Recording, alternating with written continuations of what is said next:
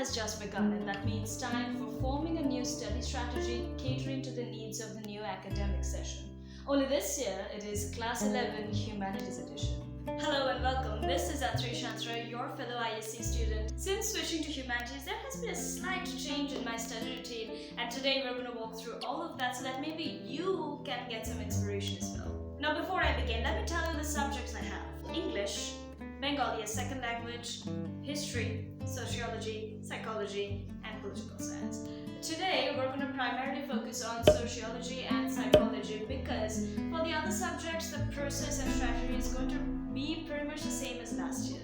Let's begin. When I had first got all my new books in and I was going through the first chapters of each subject to see how to approach these subjects, I had written down a few action steps in this planner right here. So, for sociology, I had written primarily practice sets are going to be beneficial, flashcards might be used for the minute details. And for psychology, I've written lots of web charts, mind maps, and posters, practice sets, flashcards too for better memorization, and more details about psychologists perhaps. Now, at the end of both these subjects, I'd written that these plans are still subject to modifications as the school begins. And believe me, that's what's happening right here.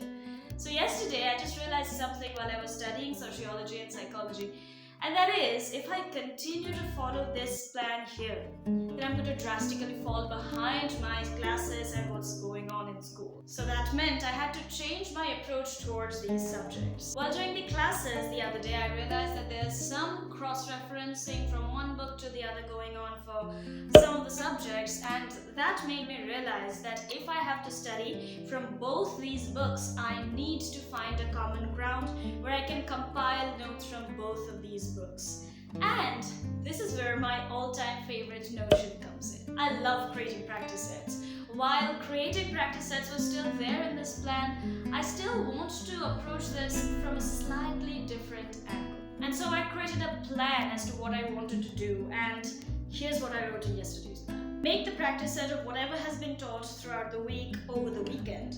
Revise this over the course of the next week and then repeat. This means that whatever is being taught in school is getting registered somewhere else outside of my brain in a more cohesive manner so that I can then start studying from that. Considering that there's a lot of content to be memorized, we need to find a proper balanced system, and this hopefully is going to serve that purpose. Besides, the amount of studying I get done while at school has increased considerably because we have what is called tea breaks, which lasts for 10 minutes every single day. This means that I get 10 minutes of extra work done per day. Plus, I reach school earlier than the specified time, and that means that I get the classroom fairly empty at that point where we're only 2 to 3 students in the room, and the room is really quiet, and that allows me to get some 15-ish minutes of studying done. Also, because of the kinds of rules that we had back in my previous school, I'm pretty much used to finishing eating all of my tiffin, going to the washroom, filling my water bottle in a very short span of time. That means I get some 10-ish minutes left at the end of each lunch break where I can get more reading done. While at school, my primary intention is to get the preliminary reading done so that I have an idea about what the chapter is generally about, what content there is, and how the layout is for that chapter, and so that I have a general idea about the whole thing before the teacher comes to teach.